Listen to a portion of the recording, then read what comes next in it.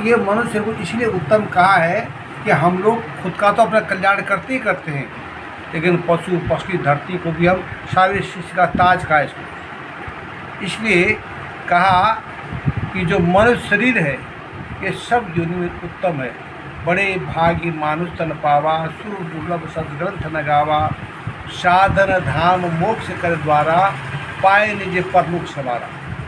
ऐसे मनुष्य शरीर को पा करके भगवान राम कहते हैं जिसने अपना कल्याण के लिए केवल पेट भरने तक सीमित रहे हम लोग, तो पेट तो पशु भी भर रहा है। आहार निद्रा भय मैथुनं चो एतत् समाना पशुवी नराणाम, ज्ञाने नराणाम अधिको विशेषो ज्ञाने हीना पशुवी नराणाम। अगर मनुष्य ने पेट भरने के अलावा अपने कल्याण को नहीं सोचा कि हम संसार में क्यों आए, हम केवल पेट भरने के लिए नहीं आए, ये संसार में सब आए हैं। तो संसार के अंदर का संत कबीर समझाते हैं कि मित्र भी हक निभाएंगे गंगा जल बिंदु पान तक, अर्धांगिनी भी बढ़ेगी तो केवल मकान तक, बेटा भी हक निभाएगा तो केवल अग्निदान तक, इससे तो आगे भजन ये साथी भजन के बिना तो अकेला रहेगा।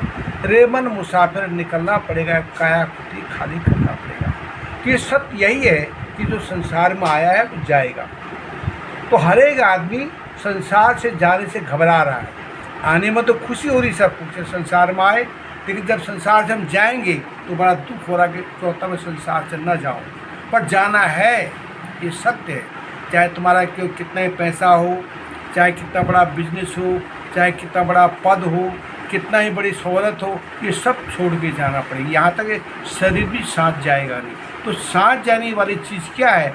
वो परमात्मा का भजन, जो हमारे अंदर बैठा हुआ है, हमारे श्वासों के अंदर, हमारे प्राणों के अंदर है, पर लेकिन हम उसको समझ नहीं पा रहे। इसलिए हम आरती गाते, तुम हो एक अगोचर सबके प्राणपति, किसी विधि प्यारे तुमको मैं चुनौती। इसलिए प्राणों के अंदर, जैसे हम लोग छठ पर्व बनाते हैं, तो छठ पर्व के क्या करते हैं? हम सूर्य की पूजा करते हैं। तो सूर्य की पूजा क्यों करते हैं? एक तो वो सूर्य है जो हमको दिख रहा है, चमक रहा है। एक सूर्य हमारे अंदर भी है जिसके द्वारा हमारे प्राण चल रहे हैं, हम जिंदा हैं। अगर सूरज ना हो तो सारे ग्रह चलना फिरना बंद कर देंगे। ऐसे हमारे अंदर भी वो आत्मा की शक्ति, भगवान की शक्ति है, जिसमें काम नहीं करेंगी तो प्राण होते हुए किसी काम के लिए। इसलिए इन प्राणों के अंदर जो शक्ति समाई है, उसी के द्वारा ये मनुष्य शरीर चलता फिरता एक मंदिर है। चलता फिरता मंदिर है, भगवान इसी के अंदर है। तो इसलिए इसके अंदर जो भगवान है, उस शक्ति को हमको ध्यान के द्वारा जाना जाता है। वो मंत्रों के द्वारा नहीं जाना जाता, वो पूजा पाठ से नहीं जाना जाता, वो बाहरी कर्मकांडों से समझ में नहीं आता है। वो समझ में कब आता है? जब हमको ध्यान का पता है। तो ध्यान कब करेंगे? जब हमको ध्यान का पता होगा। इसलिए ध्यान जो चीज़ है वो बहुत गहन विषय है। इसलिए वो ध्यान का ज्ञान ही जो है गुरु महाराज जी देते हैं। इसलिए जब तक ध्यान नहीं है, जैसे मतलब यहाँ हमको पता नहीं था, पहले देखा नहीं था, तो हम अकेले नहीं आ पाए। जैसे हमारे को भेदी मिला, यहाँ तक ले आया। ऐसे ही कहते हैं, बहता था बह जात था लोक वेद के साथ, पेड़े में सतगुरु मेरे दीपक तीना हाथ, दीपक तीना हाथ कर वस्तु दही रखाए, कोटि जन का पंथा पल में पहुँचा जाए। तो इसलिए जब मार्ग मिल जाता है फिर आसान काम हो जाता है। फिर हम चलते फिरते उठते बैठते निरंतर उसका ध्यान कर सकते हैं। क्यों?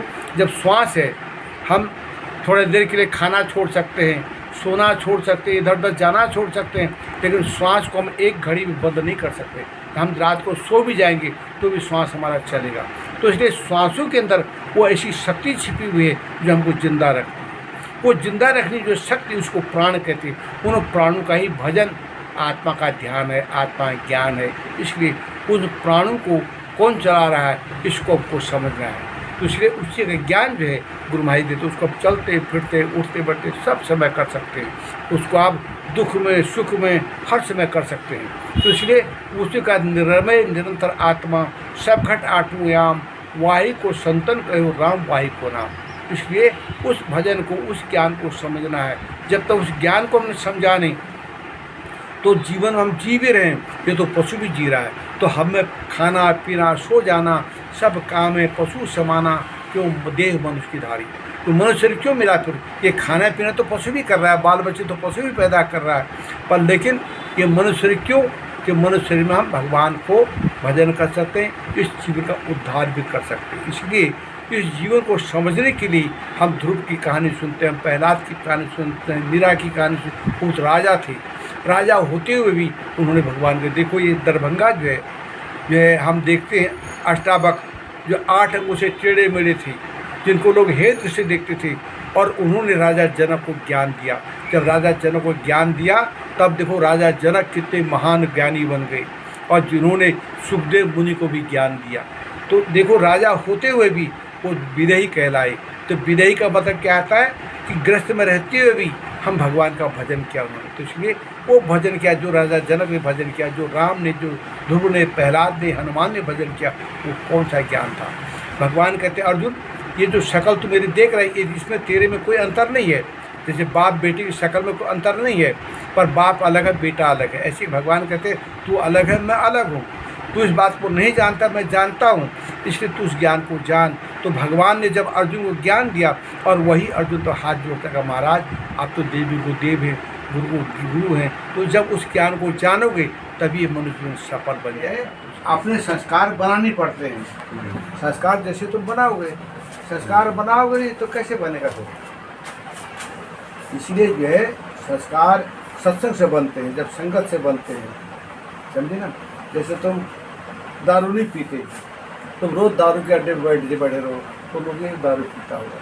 तुम जुआ नहीं खेलते लेकिन जुआ वालों के साथ बैठते हो तो ये भी जुआ खेलता होगा। सही तो संगत का असर पड़ जाता है ना ऐसे। इसलिए अगर तुम चाहे कितने खराब आदमी हो, तुम सत्संग में जा रहे हो तो लोग ये सत्संग सुनता होगा, तुम्हारे बहुत सारे ऐप छिप जाए, उनका से बड़ा असर पड़ता है। इसीलिए तुमने कहा कि 4 को समझ दोगे, कभी इसको भेज दिया कभी इनको भेज दिया, ऐसे जो है बारी बार से आते रहो, दुकान भी करो अपना काम भी। अब न बनी तो फिर न बनेगी।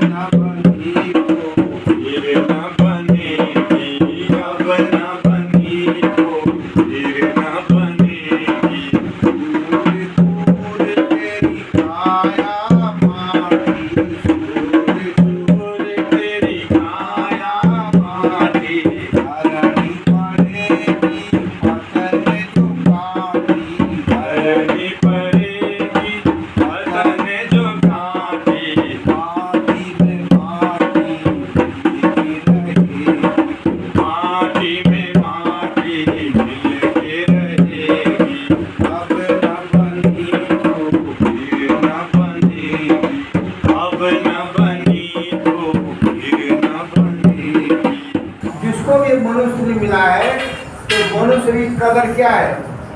खाना पीना नहीं, भोग विलास नहीं, क्या देश विदेश घूमना नहीं। इस धन की कीमत क्या है कि जो गुरु महाराज जी ने जो ज्ञान दिए, जो शास्त्रों में समझाया है, उसको अपने घर समझना, उसको मनन करना, उसका निध्यासन करना। तो इसलिए वो निध्यासन कब होता है, वो समझ कब आता है, जब हम चेतन महापुरुष की सेवा करते हैं, उसकी आज्ञा का पालन करते हैं। जिस तरह हनुमान जी ने राम की आज्ञा का पालन किया, अर्जुन ने भगवान कृष्ण की आज्ञा का पालन किया, इसी तरह जब हम तुम्हारी आज्ञा का पालन करते हैं तब ज्ञान समझ में आता है।